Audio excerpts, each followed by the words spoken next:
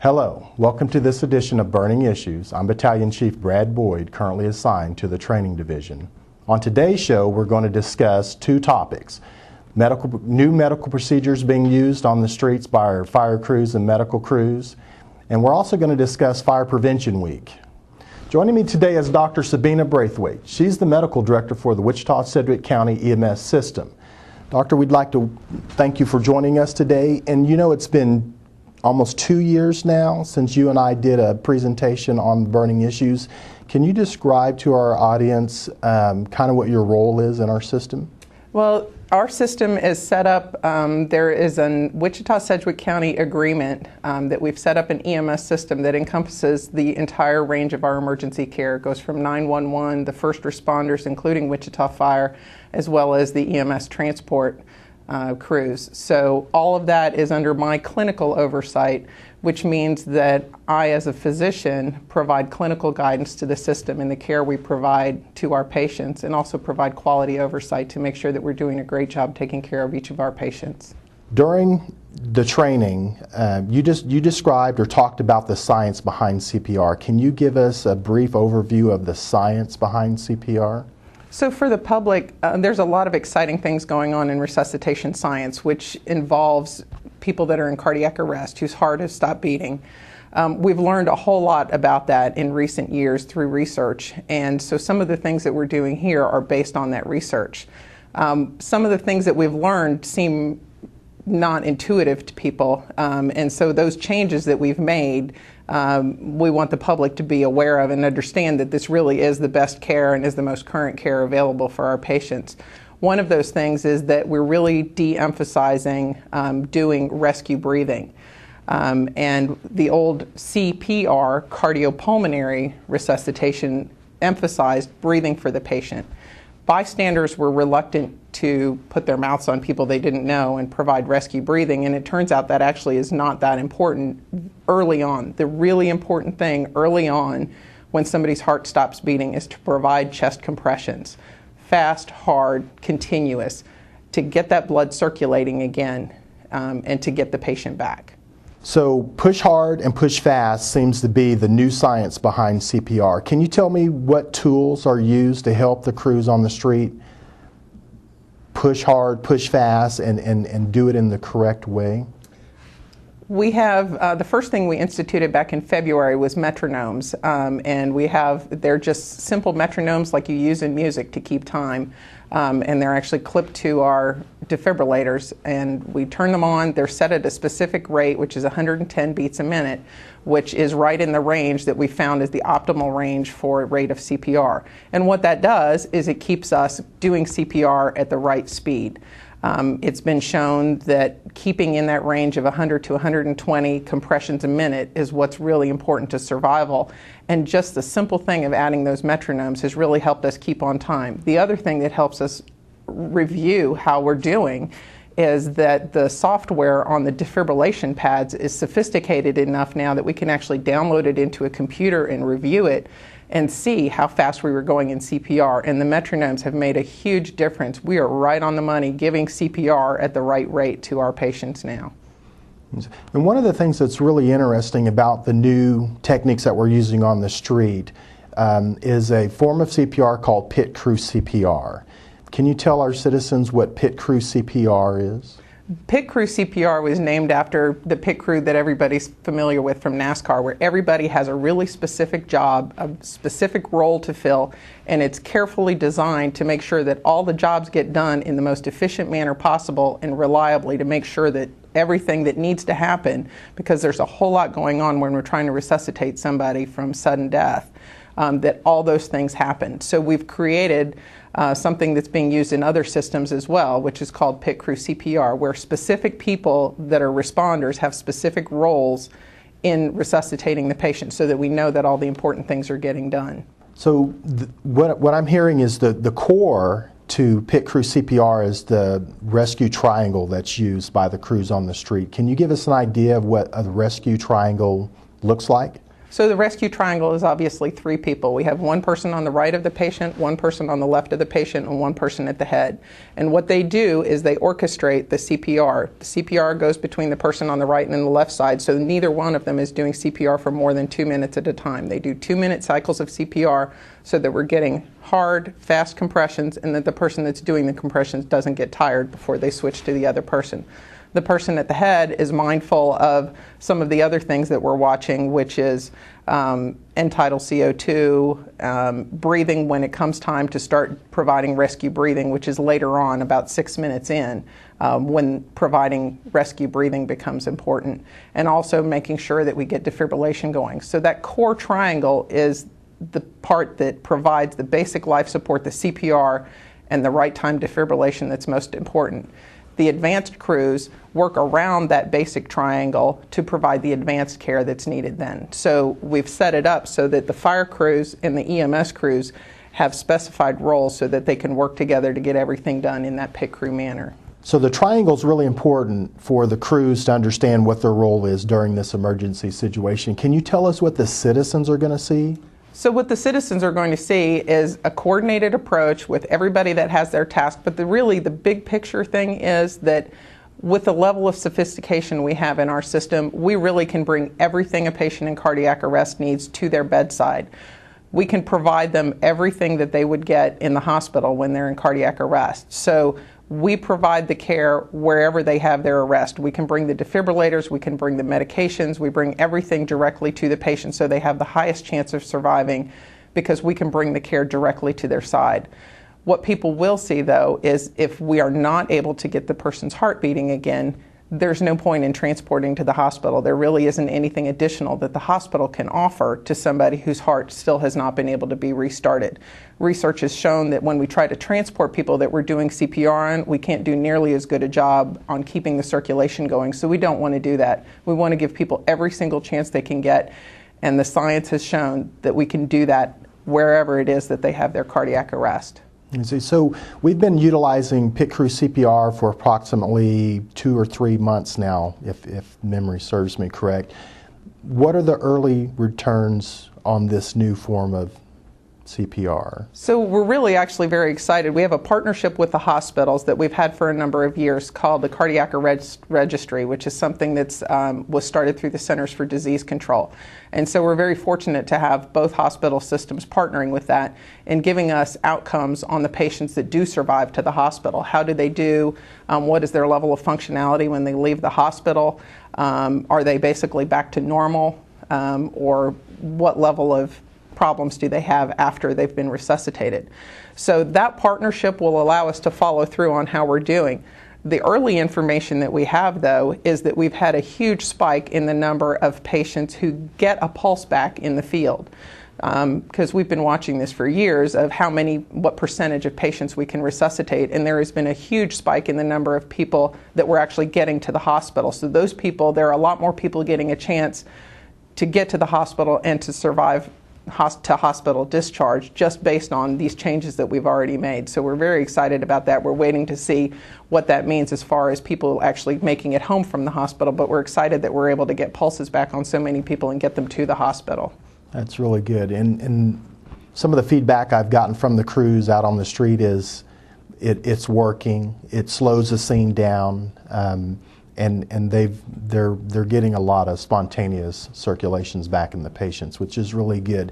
My next question is, can anyone do pit crew CPR, or is this something that you can get from another organization, or is this just in our system? This really is just in our system, and it's set up that way because they're professionals that work together in this way every time. And I want to pick up on something you mentioned where you said slows the scene down.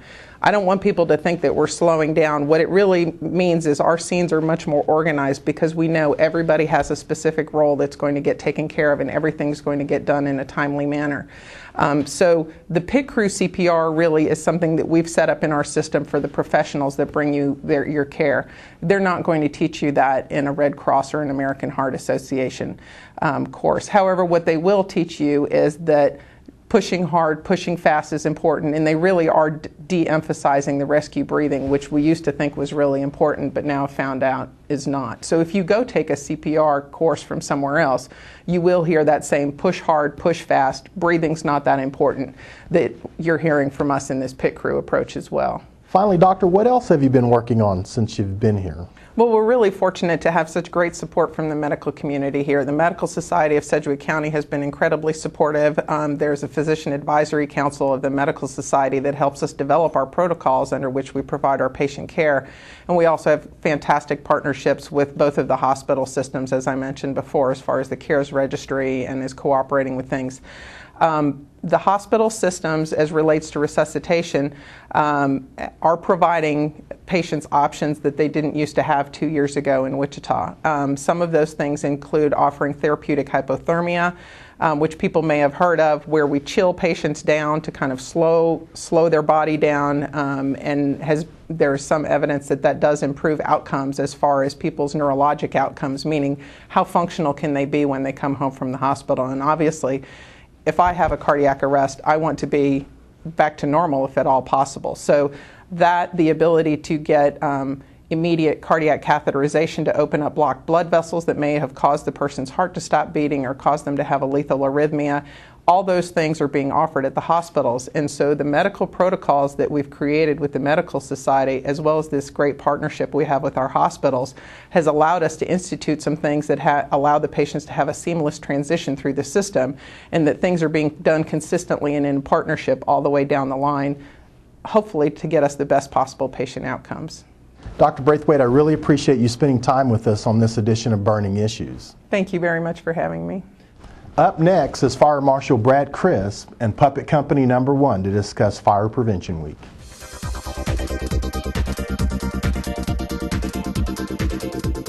Thank you, Chief Boyd. We're going to spend a little bit of time talking about Fire Prevention Week, but before we get started with that, I'm going to tell you a little bit about the history of how Fire Prevention Week came about.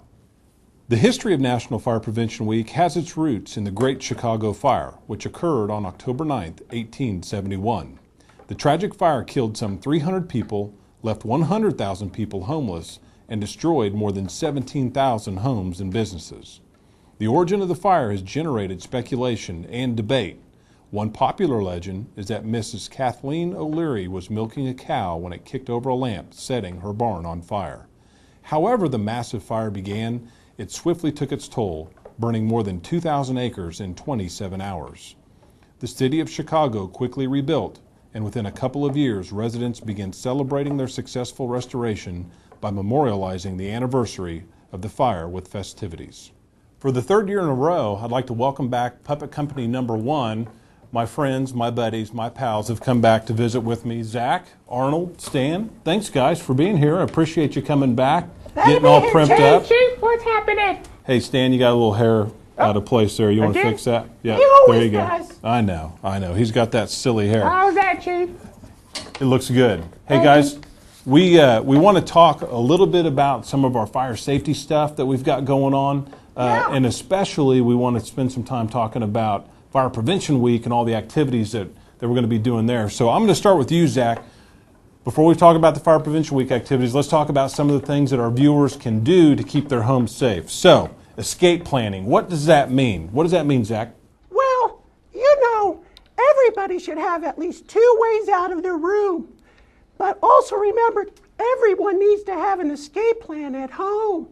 If they don't, something could happen and they won't know where to go.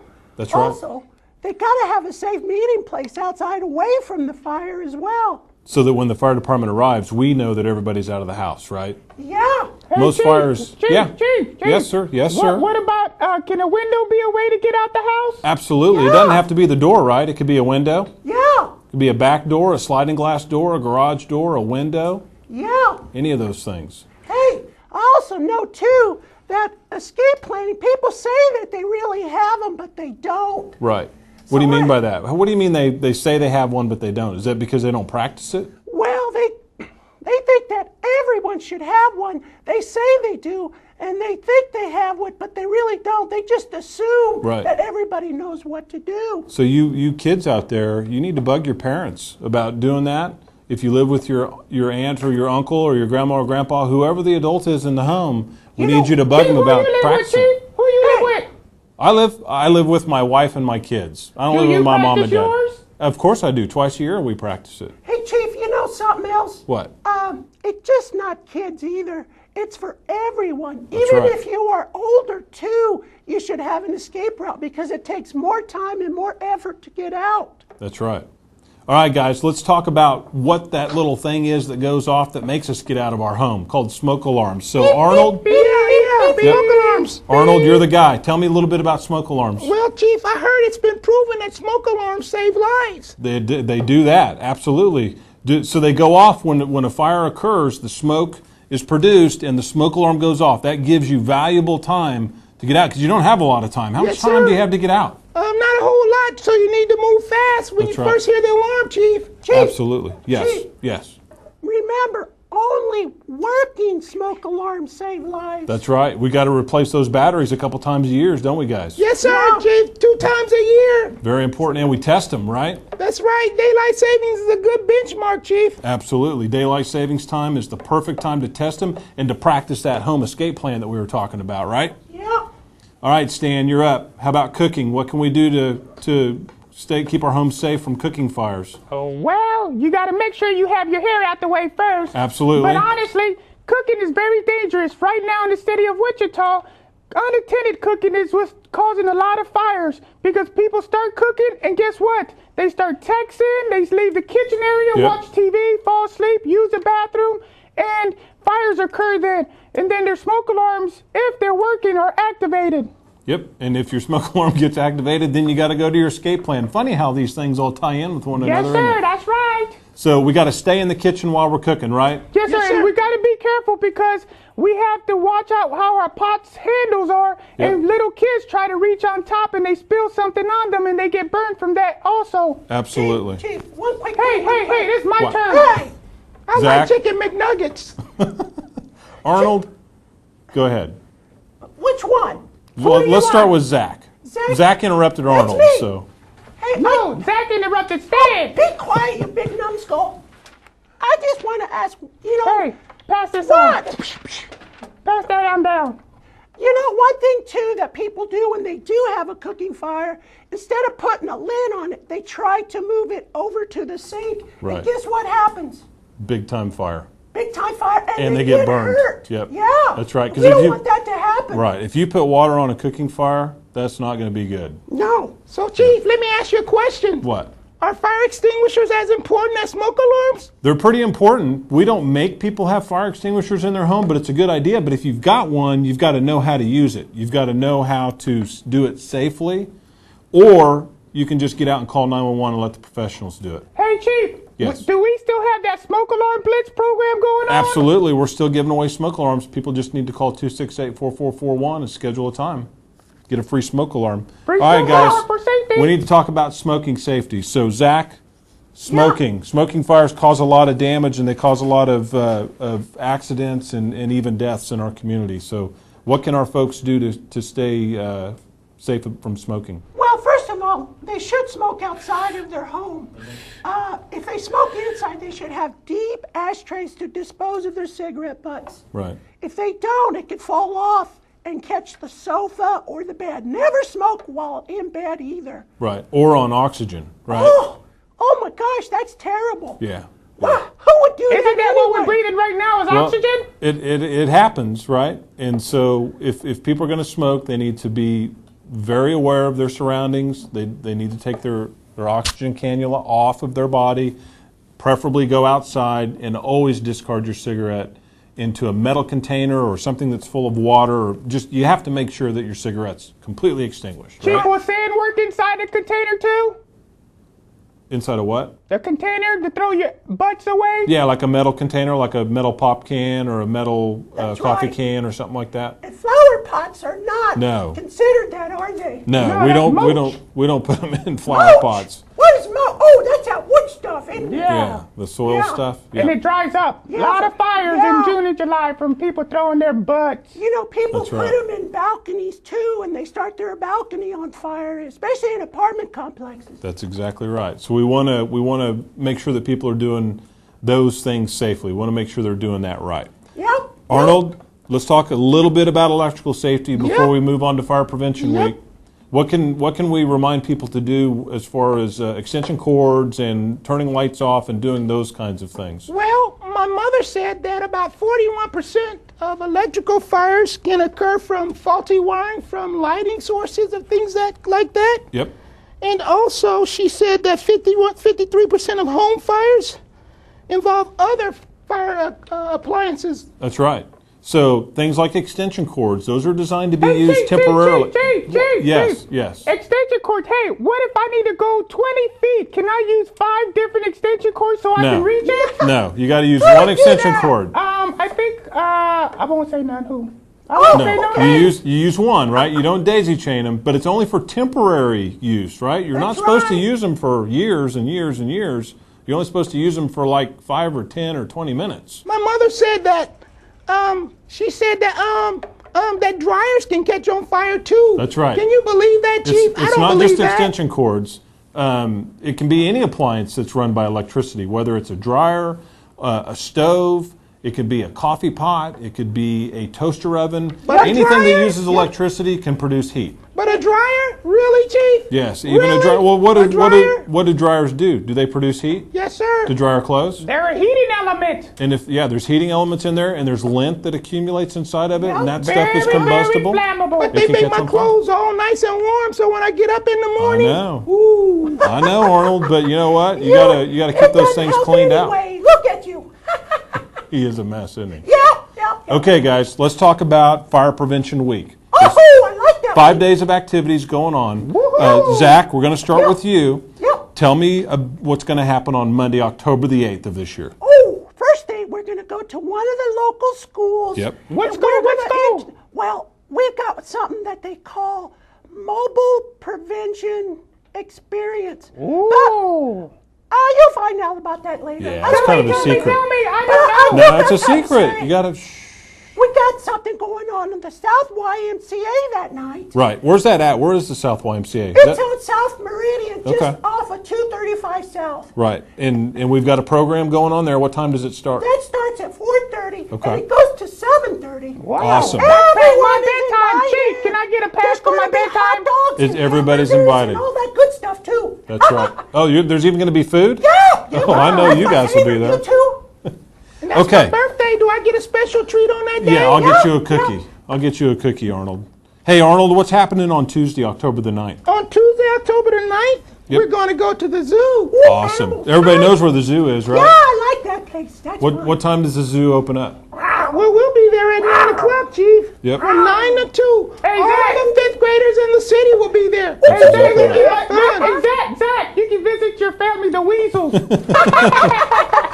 Hey, So funny. hey, Stan, what's happening on Wednesday, the 10th of October? Well, Wednesday we're going to be at the North Y, which is on North Woodlawn by K96 off ramp in Home Depot, and we're going to have a lot of safety personnel there from Police Department, West Star, WSU Dentist Program, Yep. and guess who's going to be the host? The Who? Wichita Fire Department. Awesome. Really, Stan? Right? Stan, really? Or you guys are going to be there too, right? You're going to be at most of Are these. we? I didn't know that. Yep. Hey, we got 2 shows to do that day. Yay! Oh, now I know. Zach's been booking your business. So. Oh, thanks, Zach. Figure Okay, that. so Monday, Tuesday, Wednesday, we're doing those things. Plus, our firefighters are going to go out to some of the local elementary schools to visit the kids as well. We like So, cool. yeah, that's going to be fun. Cool. Stan, Thursday, we kind of transitioned into something a little bit different. We're going to go out and meet with some of the seniors in our community. Can you tell me a little bit about that? Yeah, we're going to go to some of their housing residential complexes and talk about fire safety to them and let them know about another program too that we have for their medicines, which is I can't recall what it's called, Chief. Oh, you're talking about the Follow Life program. Yeah, Okay. Chief, I'm sorry. Yeah, that one that you can put your personal information Right. and you put it on your front door, so if firefighters that have to go there, they know that they can go to their refrigerator to get information just in case they can't let us Exactly. know. The refrigerator. Personal information. Stan, you can't leave your phone numbers for all the girls to call you. On the refrigerator. That's Hey, where you Arnold. get the food. Tell me about Friday, October the 12th. What are we doing Friday? Friday, October the 12th, we're going to some apartment places to visit, to talk to them about apartment safety. That's right. What the fire department's done is we've identified some of the apartments where most of the fires occurred, and we're going to send firefighters out there to talk to the residents about what they can do. Cooking, Smoking, barbecuing, cooking. That's right. You know, things that are not allowed and people still do. Well, guys, appreciate it. Thank you for joining me today. It's always fun to come to you. It's always fun to see you guys. Such a good man. Hey, Chief, You're a good boy, too. Here, you let me think I fix can your get hair. that cookie early? You think I can get that cookie early, Chief? Thanks, Chief. You're welcome, guys. If you need more information about fire prevention, you can always call our offices at 268-4441. You can also get online at wichita.gov and click on the fire department link if you need additional information. That concludes this episode of Burning Issues. Our mission is to provide our community excellent proactive fire and life safety services through protection, education, and prevention. Remember, Wichita firefighters are highly trained professionals. They're your neighbors, and they're somewhere serving you every day.